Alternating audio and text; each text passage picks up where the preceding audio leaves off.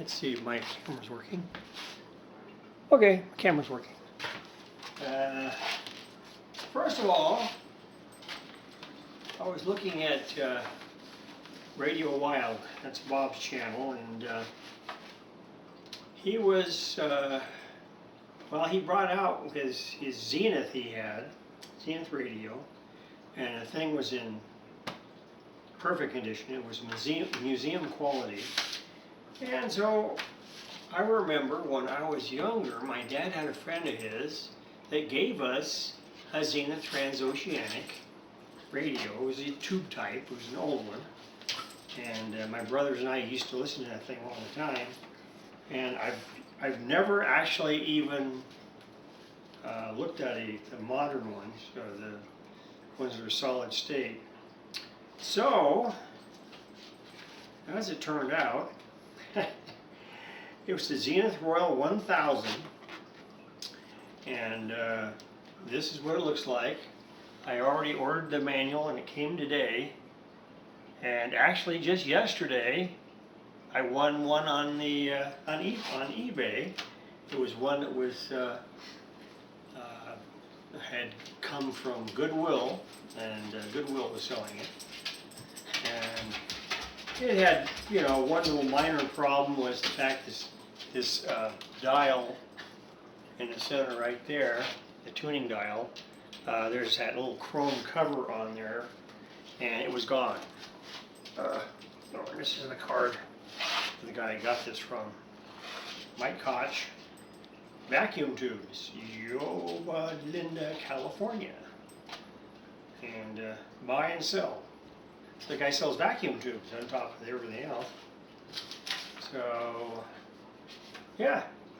So anyway, so that came, and then on top of that, he not only had the original manual, the owner's manual for it, but service manual. And of course, what does the service manual have in it? Parts list and the schematic for the entire radio. It's right there, the entire thing. You can read every bit of it. So if there is anything wrong with it, at least I have somewhere to go to check. So, I mean, I'm not good at transistor sets, but oh well. Something else to play with, I guess. So that was one thing, and then like I said, I just checked my mail after I won the auction, and they said, "Oh, there's been an update on your delivery."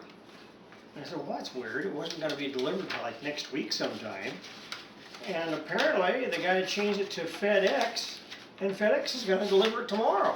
So I'll probably do another video tomorrow, and we'll go through the radio and see what it looks like. So that'll be that. So the other thing I want to do is, the other day I said I was going to make some bullet lube, and I got all the stuff for it, so I made a small batch, and I'll show you what I did.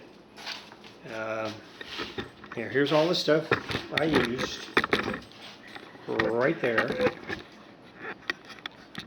Now this stuff is bulk beeswax you have to get at this place here. In fact, the beeswax and the lanolin came from this place, the Bulk Apothecary.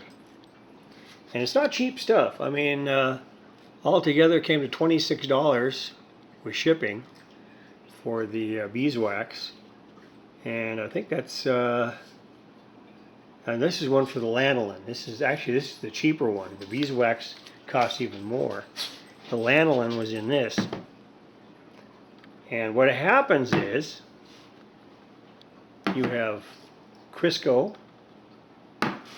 and you use 50% beeswax, 40% Crisco, 5% lanolin, and 5% canola oil. So I've got everything right here I needed, so that's why I said I made a trial batch.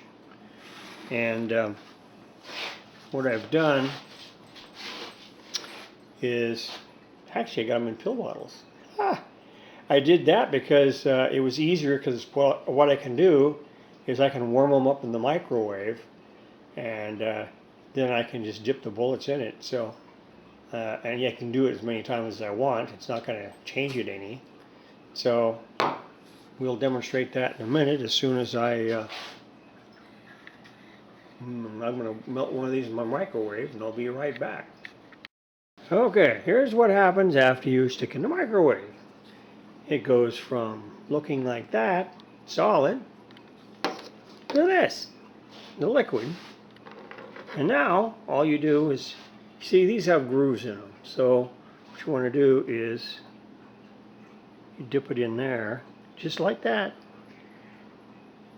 Bring it out. This is all there is to it.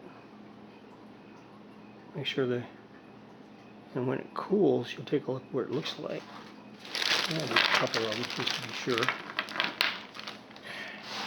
Those are old bullets. These are new ones.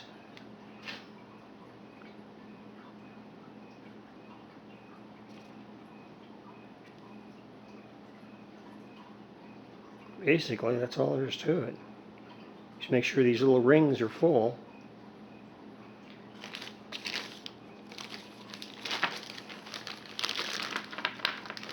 And the reason you do this for these bullets is because you don't want them to get stuck in that shell when it's fired.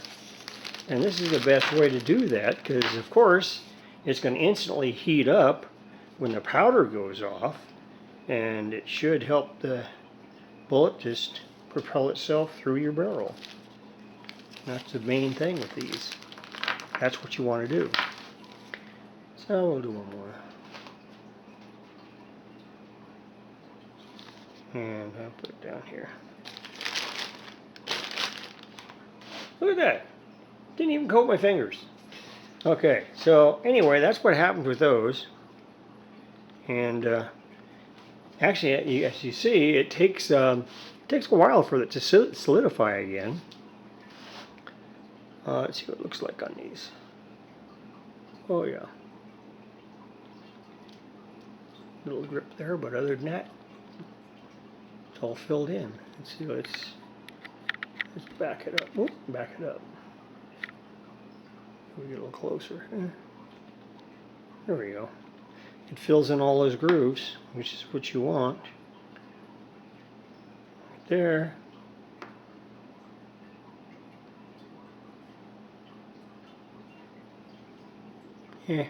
Too much on that one. You just wipe it off on the bottom edge. That's all there is to it.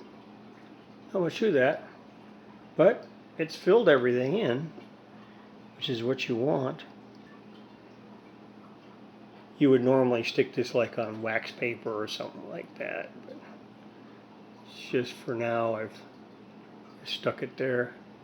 But yeah, it's just that simple. It's not that hard to do. And I was going to show you that a long time ago, and I totally forgot. And this other guy, he uses a crock pot to make it, but I mean, yeah, you kind of mess up.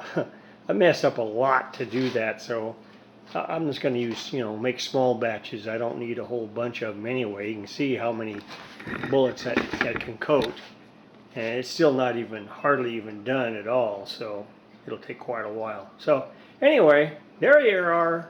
That's what I got for you for today, and we'll talk to you guys later.